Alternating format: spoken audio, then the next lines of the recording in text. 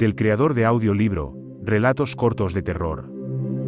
La reina de la venganza, la historia de Olga de Kiev. José Vicente Ferriz. Introducción. En los días oscuros del siglo X, una poderosa reina se levantó para gobernar la Rus de Kiev, una federación de tribus eslavas orientales.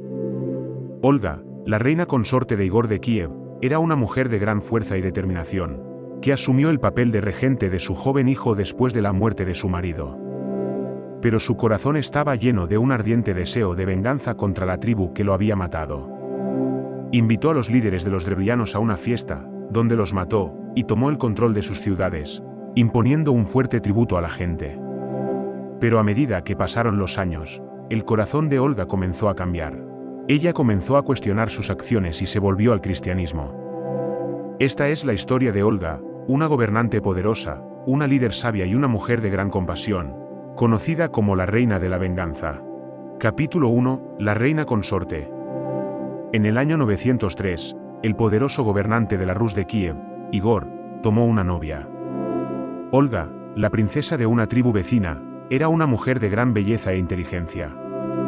Rápidamente se adaptó a su nuevo papel como reina consorte y se convirtió en una líder respetada entre su pueblo. Su sabiduría e inteligencia fueron reconocidas por su esposo, quien le confía decisiones importantes y la administración de su reino. Juntos, Igor y Olga gobernaron la Rus de Kiev con justicia y equidad. Eran una pareja poderosa, y su reino prosperó bajo su gobierno.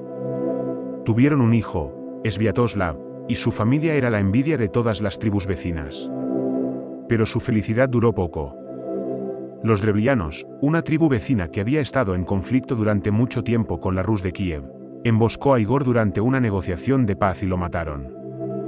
Olga estaba devastada por la pérdida de su esposo, pero su amor por su pueblo y su determinación de protegerlos la impulsan a asumir el papel de regente de su pequeño hijo. Con el corazón apesadumbrado y un ardiente deseo de venganza, Olga ahora debe liderar a su pueblo y buscar justicia por la muerte de su esposo. La historia de su búsqueda de venganza y su eventual conversión al cristianismo es fruto de coraje, determinación y, en última instancia, redención. Capítulo 2. La muerte de un rey. La noticia de la muerte de Igor se extendió rápidamente por toda la Rus de Kiev. Olga estaba inconsolable y su corazón estaba lleno de un ardiente deseo de venganza. Pero sabía que tenía un deber para con su pueblo, y que debía asumir el papel de regente de su joven hijo, Sviatoslav. Inmediatamente convocó una reunión de los asesores más cercanos de su esposo e hizo un plan para vengar su muerte. Sabía que los drevlianos pagarían por su traición. Sabía que no podía dejar que se salieran con la suya por lo que habían hecho, no solo por su propia pérdida personal, sino también por su pueblo que veía en Igor a un gobernante justo y equitativo. Mientras se hacían los preparativos para la venganza, Olga pasó muchas noches sin dormir pensando en sus próximos pasos. Sabía que no podía lanzar una guerra a gran escala, su gente sufriría mucho, y no podía permitirse eso. Necesitaba ser inteligente y estratégica. Decidió invitar a los líderes de los drevlianos a una fiesta, como un signo de buena voluntad y como una forma de ganarse su confianza, pero sus verdaderas intenciones estaban lejos de ser pacíficas. Olga tenía un plan para hacer que los drevlianos pagaran por su traición y hacer que lamentaran sus acciones. Y cuando comenzó la fiesta, Olga puso su plan en acción. Capítulo 3. La venganza de la reina. Los líderes drevlianos estaban satisfechos con la hospitalidad y las buenas intenciones que Olga mostró. Y aprovechando el hueco que dejó Igor, enviando un mensajero a Olga proponiéndole que se casara con el príncipe Mal, a través de 20 negociadores con el deber de presionar a Olga para que accediera. Olga respondió al mensaje con uno suyo: tu propuesta me agrada, en efecto, mi marido no puede resucitar de entre los muertos. Pero deseo honrarte mañana en presencia de mi pueblo. Vuelve ahora a tu barco, y permanece allí con un aspecto de arrogancia. Al día siguiente enviaré a buscaros, y diréis, no montaremos a caballo ni iremos a pie, llevadnos en nuestra barca. Y seréis llevados en vuestra barca. Los embajadores regresaron al día siguiente y repitieron las palabras que ella les había dicho que dijeran. El pueblo respondió y los llevó en su barca a la corte, donde los dejaron caer en una zanja que había sido cavada el día anterior, barca incluida. Olga ordenó que los negociadores fueran enterrados vivos. La regente, no del todo satisfecha, Envió varios mensajes con el fin de que el príncipe mal enviara a sus hombres más distinguidos a Kiev, supuestamente para que pudiera ir a su príncipe con el debido honor.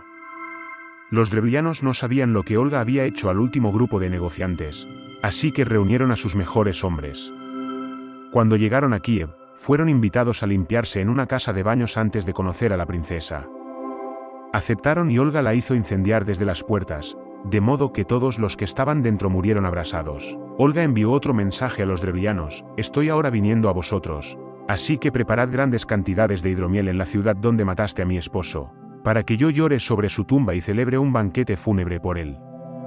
Y así hizo, los drevlianos uniéndose a Olga y súbditos y bebiendo copiosa cantidad de alcohol. Cuando terminaron ebrios y con autodefensa frágil, ella ordenó a sus seguidores que los mataran. Según la crónica primaria, esa noche murieron 5.000 drevlianos. Olga volvió a Kiev a reagrupar y se dirigió con su ejército a Iskorosten, matando al resto de los drevlianos y al príncipe en su ida. La sitió con su hijo Sviatoslav por un año sin éxito, hasta que a Olga se le ocurrió una idea. Envió un mensaje a los drevlianos, diciendo: ¿por qué persistís? Todas vuestras ciudades se han rendido ante mí y se han sometido al tributo, de modo que los habitantes cultivan ahora sus campos y sus tierras en paz. Pero vosotros preferís mataros de hambre, sin someteros al tributo. Los drevlianos aceptaron a someterse al tributo mientras que hubiera paz. Olga aceptó, proclamando que el asesinato de los mensajeros y los individuos en la fiesta habían, desde su punto de vista, vengado a su marido, que ella solo quería, como símbolo de paz, 3 gorriones y 3 palomas de cada casa. Esto era mentira, obviamente. Olga pidió los pájaros para que su ejército les atara un trozo de tela con azufre a las patas y así, prender fuego a la tela y liberarlos con la intención de quemar Iskorosten entera. Los pájaros volvieron a sus nidos dentro de la ciudad y, como cuenta la crónica de Néstor, no hubo casa que no estuviera consumida por el fuego, y era imposible extinguir las llamas, porque todas las casas se incendiaron a la vez. La gente intentó huir de la ciudad, fue atrapada, esclavizada y, a veces, matada. 60 de los que lograron escapar del incendio fueron proclamados libres de futuras consecuencias a cambio de un tributo difícil de pagar. La venganza de Olga fue completa y se sintió satisfecha. Pero a medida que pasaban los días, Olga comenzó a darse cuenta del peso de sus acciones. Vio el sufrimiento del pueblo drevliano y comenzó a cuestionar la moralidad de sus acciones. Se dio cuenta de que su sed de venganza había causado más dolor que justicia. Olga no podía sacudirse el sentimiento de culpa y remordimiento, había hecho lo que pensaba que era correcto, pero no se sentía bien. Ella había vengado la muerte de su esposo, pero ¿a qué costo? Capítulo 4, el punto de inflexión. La culpa y el remordimiento de Olga continuaron pesando mucho sobre ella. Sentía que sus acciones habían sido injustas y que necesitaba encontrar una manera de enmendar. Comenzó a buscar respuestas de los sacerdotes cristianos que había conocido en sus viajes. Hablaron de perdón, redención y un poder superior que podría guiarla en el camino hacia la rectitud. A medida que aprendió más sobre el cristianismo, Olga comenzó a ver la luz. Se dio cuenta de que su sed de venganza la había cegado a la verdadera naturaleza de la justicia, y que necesitaba cambiar sus caminos. En el año 955, Olga visitó Constantinopla y fue bautizada como cristiana. Con su nueva fe, Olga sintió una sensación de paz y claridad que nunca antes había conocido. Ella sabía que necesitaba difundir la palabra del cristianismo entre su pueblo. No solo como una forma de enmendar sus acciones pasadas, sino también como una forma de llevarles la luz de la salvación. Capítulo 5, la profetisa del cristianismo. Con su nueva fe, Olga estaba decidida a difundir la palabra del cristianismo entre su pueblo. Ella sabía que sería una tarea difícil, ya que los Rus de Kiev estaban profundamente apegados a sus creencias paganas. Pero Olga era una mujer decidida y no se desanimaba fácilmente. Ella comenzó construyendo iglesias e invitando a sacerdotes a venir y enseñar a la gente sobre el cristianismo. También comenzó a implementar costumbres y leyes cristianas en su reino. Pero sus esfuerzos se encontraron con la resistencia de su pueblo y de los sacerdotes paganos que vieron sus acciones como una amenaza a su propio poder e influencia. A pesar de la resistencia, Olga persistió en su misión. Ella sabía que el camino a la salvación no era fácil, pero estaba decidida a guiar a su pueblo a la luz. Se hizo conocida como la profetisa del cristianismo. Una líder que no tenía miedo de desafiar el statu quo y lograr el cambio. Capítulo 6. El legado.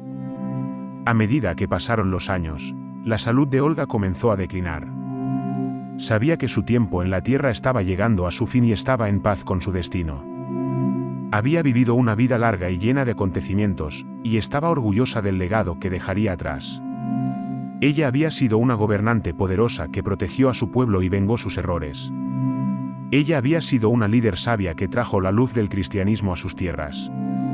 Y había sido una mujer de gran compasión que había dedicado su vida al servicio de los demás. Mientras Olga yacía en su lecho de muerte, pensó en el viaje que había tomado y en las lecciones que había aprendido. Había comenzado como una mujer consumida por la ira y el deseo de venganza, pero había terminado como una mujer de fe y compasión. Ella había encontrado la redención en el cristianismo y había traído la salvación a su pueblo.